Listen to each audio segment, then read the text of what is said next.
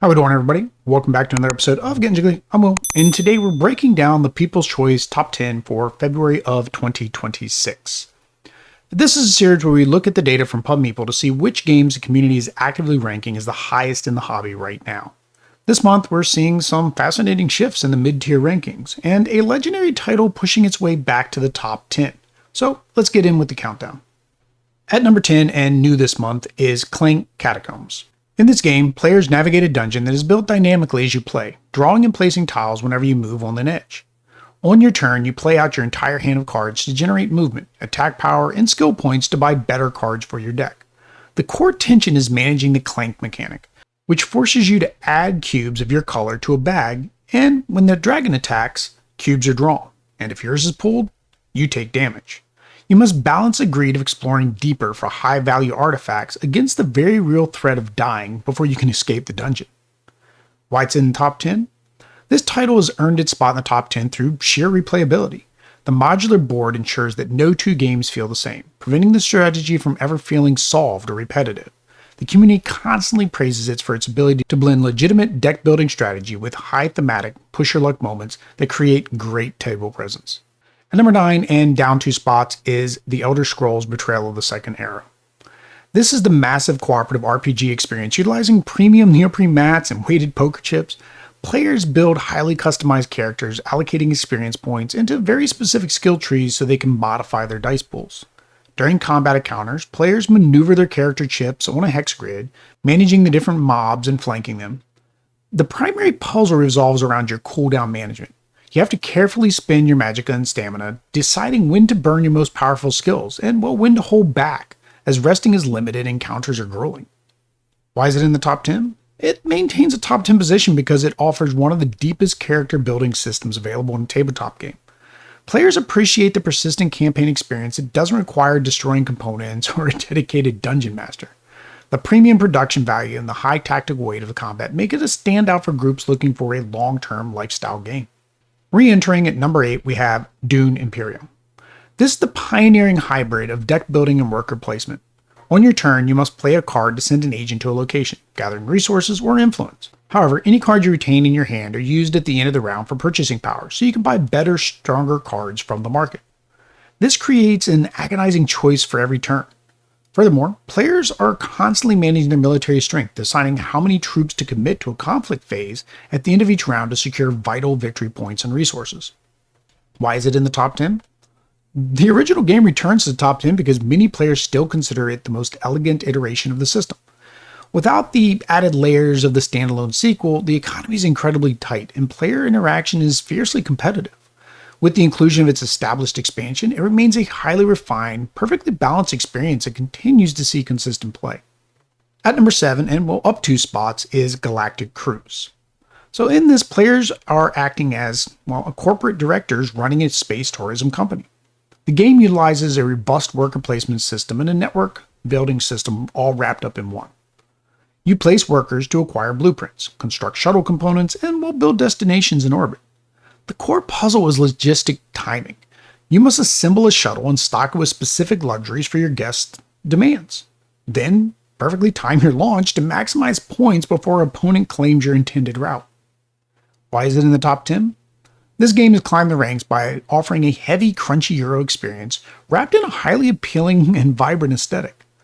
Players rate it highly because of the immense satisfaction of its engine building, successfully coordinating the acquisition of resources, the construction of a shuttle, and the high-scoring launch requires planning multiple turns in advance, providing a deeply rewarding strategic playoff if you score right.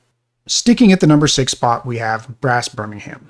This is probably one of the best economic network building games set, during the Industrial Revolution. It's played over 2 very distinct eras. On your turn, you discard cards to take actions like building industries, developing your tech, or expanding a canal or railroad network.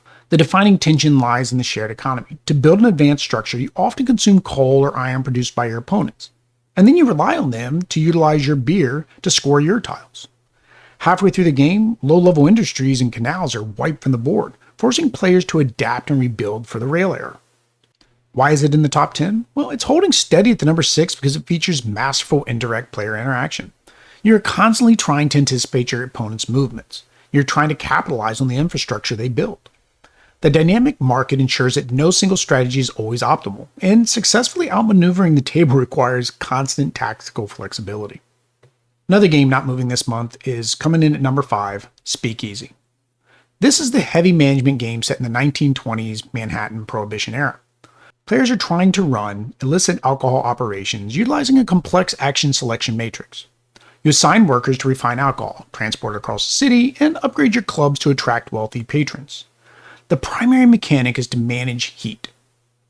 Taking powerful actions or aggressively expanding into opponents' territories is going to draw the police's attention. This can all lead to raids and arrests that severely cripple your engine. Every decision requires balancing aggressive expansion against the risk of, your own exposure. Why is it in the top 10? The community ranks this as a top-tier title because its heavy mechanics are seamlessly integrated into the Prohibition theme. The rules may be complex, but they do make logical sense within the context of the running a mob operation. It rewards repeated plays and deep strategic mastery, offering a deeply satisfying puzzle for fans of heavy economic games. At number 4, and again, not moving an inch, is Ark Nova. In this game, players get to manage and build a modern, scientific-driven zoo. The core system is an action selection river. You have 5 action cards, and their power is determined by, where they are in your display. Playing a card moves it to the weaker spot, forcing a constant timing puzzle of, when do I want to execute this action for maximum efficiency? You're also managing a massive deck of unique cards, placing polyomino closures on your personal board, and racing up 2 different opposing scoring tracks, appeal and conservation, which in the end triggers the end game. Why is it in the top 10? It remains at number 4 due to the sheer variety and combo potential of the massive card deck. The game scales remarkably well at all player counts and offers a highly rewarding spatial puzzle. The race to claim shared conservation projects ensures that a high player interaction without feeling directly confrontational, making it incredibly satisfying as an engine builder. And the games keep staying put. At number 3, we have SETI.